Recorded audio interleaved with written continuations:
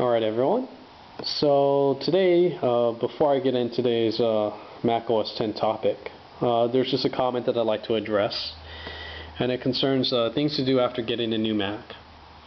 And one of the things I had suggested after buying a new Mac laptop is to calibrate the battery.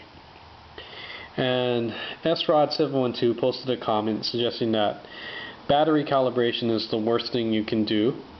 A lithium-ion battery only has a limited number of charging cycles, and if you do a calibration constantly, it's going to count against a charging cycle. And basically he's kind of stating that I'm trying to mislead people. All I can say to that is that there's a support document on apple.com, and I'll post a link to it. And it says calibrating your computer's battery for best performance. Now, basically, the battery has an internal microprocessor that provides the estimate of the amount of energy in the battery. And the battery from time to time does need to be recalibrated to keep the on-screen battery time accurate.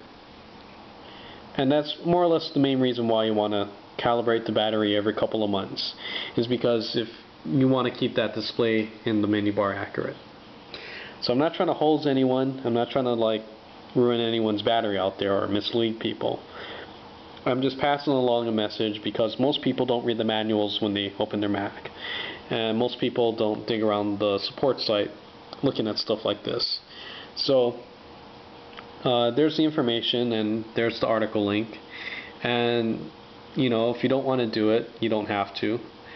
But batteries are expensive, and if you want the display to match up, that's what I would suggest you do. And just firing off an email to Apple, tell them that this document's misleading, that this document sucks. But until that happens, that's just what I suggest. So today I'm going to talk about a couple of ways to customize the look and feel of Mac OS X. So basically the first thing that you can do, and the easiest thing you can do, is to change your desktop wallpaper. Now the problem becomes where you want to grab your wallpapers from. And the site that I normally go to, if I'm in a wallpaper changing kind of mode, is to go to interfacelift.com. And they have literally thousands upon thousands of desktop wallpapers to choose from. And the great thing about Interface Lift is you can browse by your native LCD resolution. So you have options for 30-inch displays, 20-inch displays, 15-inch, and 13-inch. So that's the first place where I would go if you're ever in the mood to get wallpapers from Interface Lift. Second thing you might want to do is perhaps customize the look of your icons.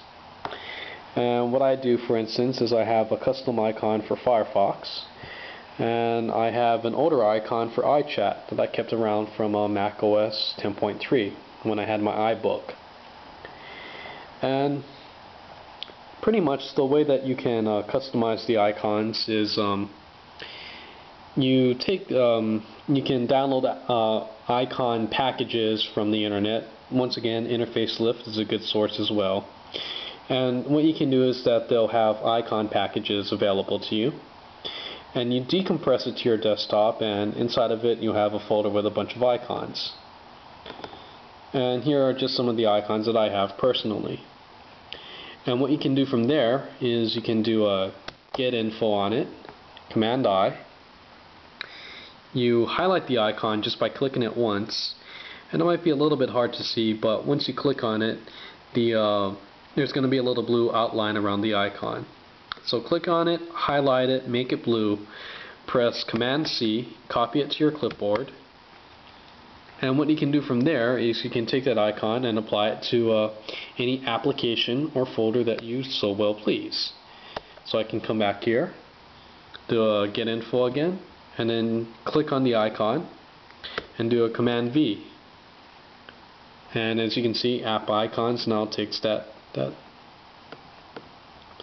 So that's another thing you can do, is change the look of your icons. Now in Leopard, by default, they enable a thumbnail view of your folder icons or of your documents. And what it does is it takes just a real quick thumbnail clipping of your documents.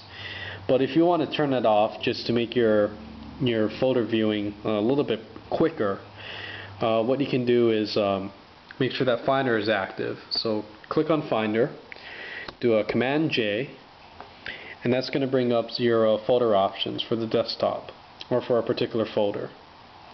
So for storage, I always select Open in Icon View, and by default, Show Icon Preview is going to be highlighted. And when you do that, when you apply those changes, what you'll see is that your documents is going to have an icon preview for it. Now, for me personally, I don't like having that enabled because sometimes it slows down your icon viewing, or when you browse folders. Sometimes it slows down the system. So by default, if you want to go back to the way it was in Tiger, just do a Command J, uncheck that box, and it'll give you generic icon views. So that's one thing you can do if you like the way that Tiger did things, is just change the view options right there. And finally, if you really want to go deep into the system or really change the way things look, an application that I like to use a lot is called OnyX. And again, I'll post links to all these websites, and so you can get a copy of it yourself. So what I like here is OnyX, and the current version is version 1.9.3.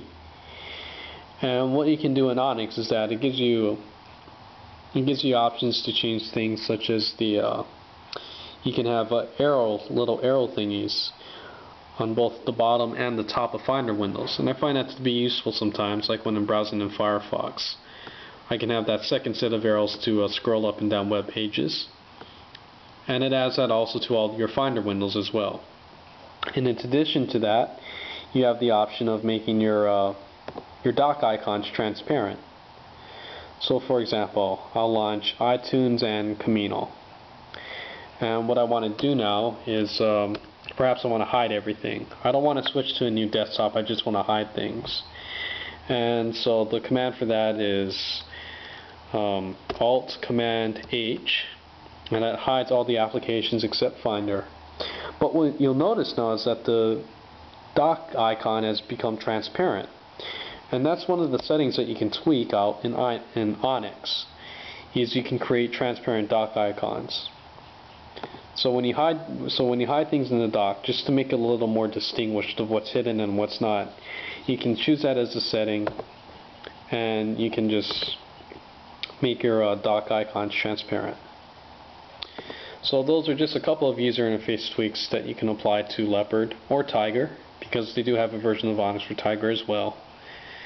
And yeah, those are just a couple of ways, customizing OS X the way you like it. And I guess that's about it. Alright, peace.